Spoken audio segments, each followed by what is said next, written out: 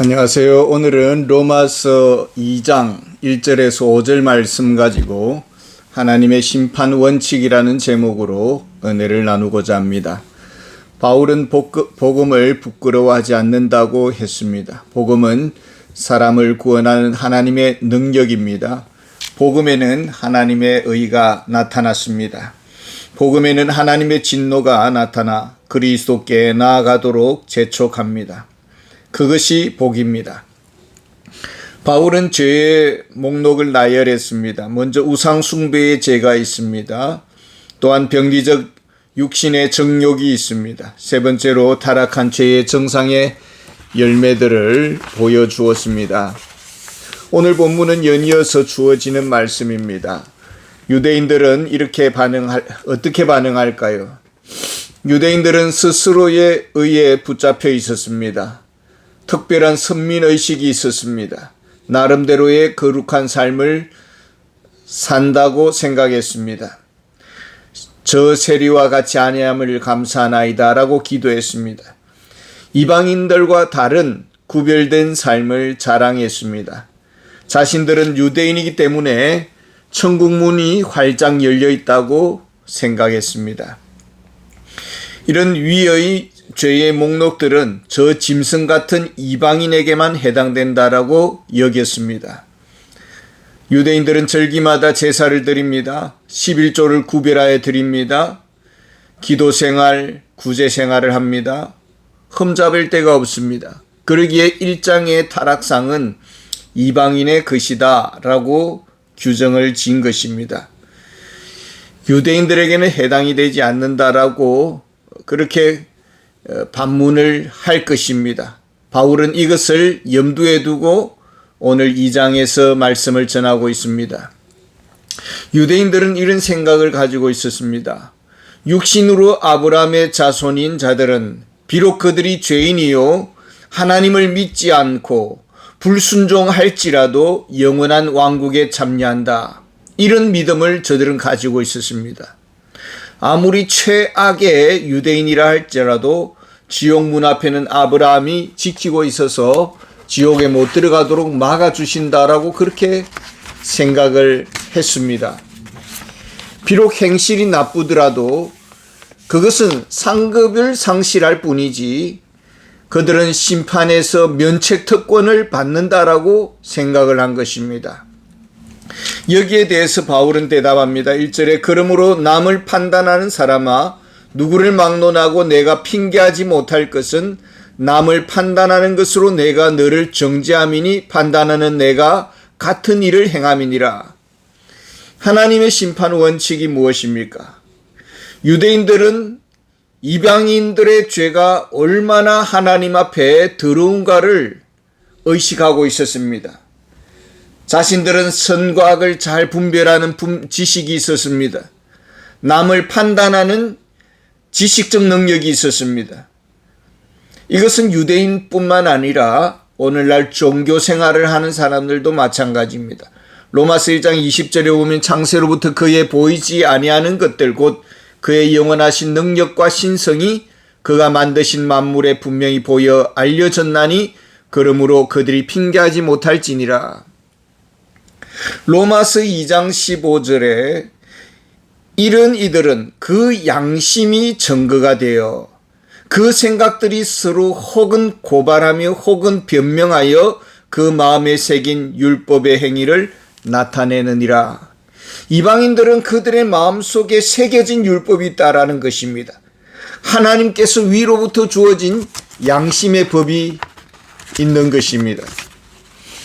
유대인들은 무엇을 가지고 있었습니까? 특별히 로마서 3장 2절에 보면 범사에 많으니 우선은 그들이 하나님의 말씀을 받았음이라.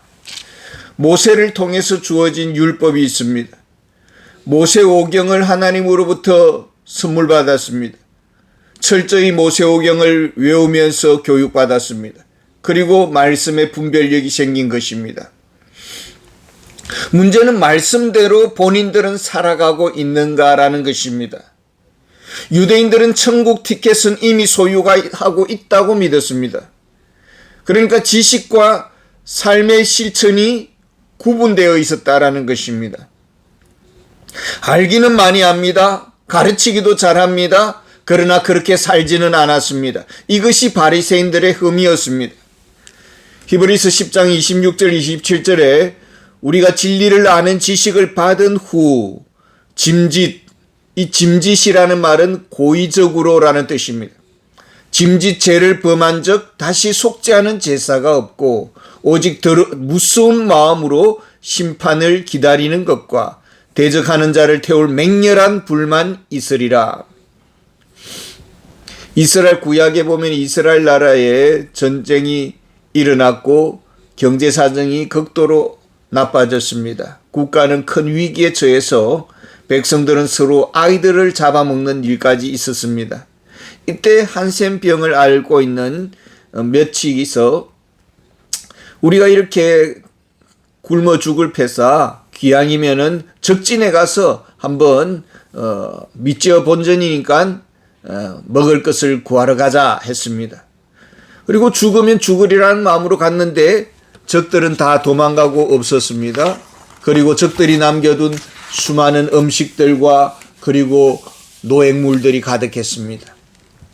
자, 이럴 때에 양심의 소리가 들렸을 것입니다. 우리만 배불리 먹고 나중에 문책당할 수가 있다. 이 사실을 알리자라는 양심의 소리가 있는 것입니다. 만약 적진의 수많은 금은 보화를 자신들이 숨겨놓고 자신들만 평생 떵떵거리며 살려고 했다면 어떻게 되겠습니까? 죽어가는 백성들을 외면했다면 어떻게 되겠습니까? 유대인들은 지식을 소유하고 있었습니다. 이 지식은 온 세상의 축복의 통로였습니다. 그러나 이 지식을 소유한 것으로 유대인들은 만족하고 있었습니다. 야고보 사도는 말합니다. 야고보서 1장 3절에 보면 내 형제들아 너희는 선생된 우리가 더 큰 심판을 받을 줄 알고 선생이 많이 되지 말라. 하나님은 지식으로 남을 판단하라고 지식을 준 것이 아닙니다. 듣는 사람이 순종함으로 복을 받는 인생이 되기를 원했습니다.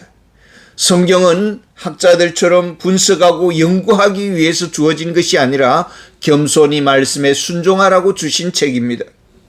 이스라엘의 실패는 궁극적으로는 성경 읽기에 문제가 있었다라는 것을 우리에게 잘 보여주고 있습니다.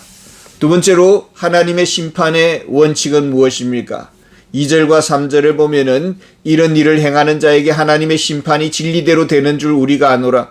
이런 일을 행하는 자를 판단하고도 같은 일을 행하는 사람아 내가 하나님의 심판을 피할 줄로 생각하느냐. 하나님의 심판 원리는 진리대로 되는 줄 우리가 아노라.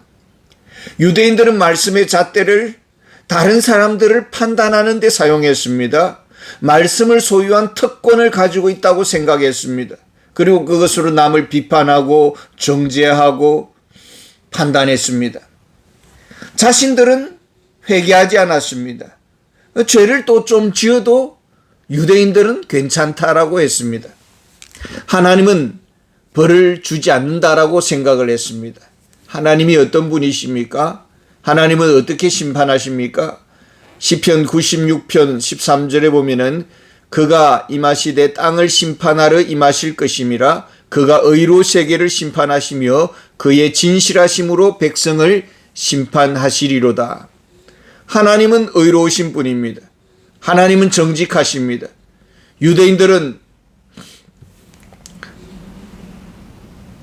유대인들만큼은 죄를 눈감아 주겠다라고 한 적이 없습니다. 유대인들은 하나님의 축복과 혜택을 오해했습니다.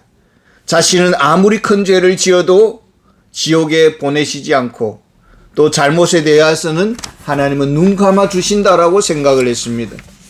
고린도전서 4장 5절에 보면 그러므로 때가 이르기 전 곧 주께서 오시기까지 아무것도 판단하지 말라. 그가 어둠에 감추인 것들을 드러내고 마음의 뜻을 나타내시리니 그때에 각 사람에게 하나님으로부터 칭찬이 있으리라. 하나님은 사람을 외모로 보지 않습니다. 유대인이라고 죄를 용서해 주시고 이방인에게는 엄격한 잣대를 대시는 분이 아니십니다.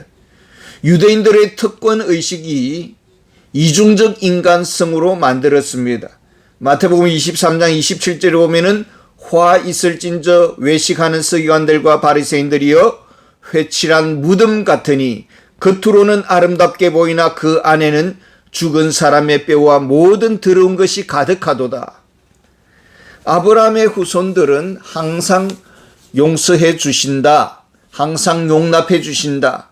이 믿음이 하나님의 공의로움을 없이 여겼습니다. 그래서 자기 자신들에게는 관대하고 이방인들에게는 아주 비정하게 판단을 했습니다. 하나님의 자녀는 폭풍이 피해 다닙니까? 예수님 믿으면 우리가 과속을 해도 하나님이 보호해 주시는 것입니까? 은사와 능력을 받으면 우리가 무례하게 막말을 해도 되는 것입니까? 그 누구도 예외는 없습니다. 하나님의 심판의 원칙이 무엇입니까? 4절과 5절을 보겠습니다. 혹 네가 하나님의 인자하심이 너를 인도하여 회개하게 하심을 알지 못하여 그의 인자하심과 용납하심과 길이 참으심이 풍성함을 멸시하느냐. 다만 내 고집과 회개하지 아니하는 마음을 따라 진노의 날 곧 하나님의 의로우신 심판이 나타나는 그날에 임할 진노를 네게 샀는도다. 하나님은 우리가 자유하기를 원하시고 행복하기를 원하십니다.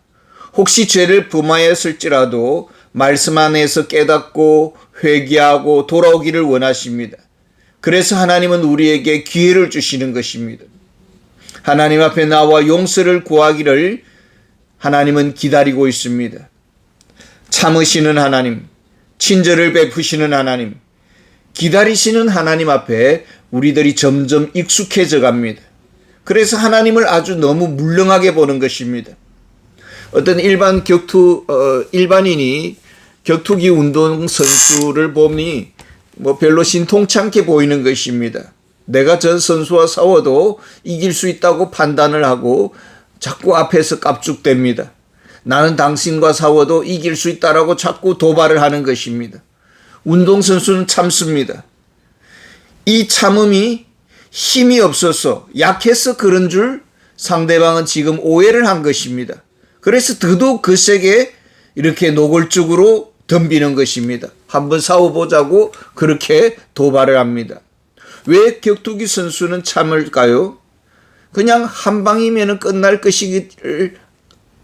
것을 알기 때문입니다. 그런데 그 일반인은 그 참음의 이유를 오해하는 것이죠. 하나님이 우리를 사랑하십니다. 그 사랑을 깨닫고 감사하기를 원하십니다. 그래서 잘못을 범해도 하나님은 기다려 주시는 것입니다. 호세아 11장에 보면 이런 말씀이 나옵니다. 이스라엘이 어렸을 때에 내가 사랑하여 내 아들을 애굽에서 불러냈거늘 그러나 내가 에브라임에게 걸음을 가르치고 내 팔로 안았음에도 내가 그들을 고치는 줄을 그들은 알지 못하는도다. 내가 사람의 줄 곧 사랑의 줄로 그들을 이끌고 그들에 대하여 그 목에서 멍에를 벗기는 자같이 되었으며 그들 앞에서 먹을 것을 두었노라. 지금까지 지내온 것이 하나님의 사랑입니다. 이 모양 저 모양으로 돌봐주셨습니다.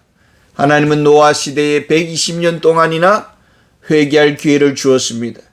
그런 하나님의 사랑과 인내를 하나님을 물렁하게 보는 기회로 여긴 것입니다. 왜 이렇게 하나님의 사랑을 왜곡하는 것일까요? 마음이 굳어서 그런 것이죠. 히브리서 3장 8절에 보면은 광야에서 시험하던 날에 거역하던 것 같이 너희 마음을 완고하게 하지 말라. 하나님의 부드러운 사랑 속에 들려오는 음성을 우리가 들어야 되는 것이죠. 너 이렇게 하면 안 된다. 사랑하면서 살아야 된다. 용서해야 된다. 남을 비판하지 말아야 된다. 욕설을 하지 말아야 된다. 이런 부드러운 죄책감을 무겁게 받아들이고 회개하는 그런 태도가 있어야 되는 것입니다. 아담과 하와에게 하나님께서 분명하게 경고를 주었습니다. 동산 열매를 임의로는 먹을 수 있으되 선악을 알게 하는 나무는 너희가 먹지 말라. 내가 먹는 날에는 정녕 반드시 죽으리라. 그런데 아담은 하나님을 물렁하게 보았습니다. 그리고 선악과를 따먹었습니다. 그럼에도 불구하고 하나님은 과분한 자비를 베풀어 주셔서 사형 선고를 분명히 내렸음에도 불구하고 또 살게 해주시는 것을 보게 됩니다. 죄의 삭은 사망입니다. 사형입니다. 하나님은 그 사형을 독생자 예수 그리스도에게 대신 쏟아 부으셨습니다. 우리가 지금 살아있는 것은 하나님의 은혜 때문입니다. 어떻게 지금까지 저를 살게 해 주십니까? 이것이 우리의 질문이어야 합니다. 죽어 마땅한 우리를 왜 살게 해 주십니까? 이렇게 물어야 되는 것입니다. 왜 하나님 나에게 고난을 주십니까가 우리의 질문이 되어서는 안 됩니다. 회개하고 돌아오기를 하나님은 기다리십니다. 그 하나님의 사랑 앞에 우리는 감사할 뿐입니다. 그 사랑 안에서 우리가 살아가야 되는 것입니다. 감사합니다.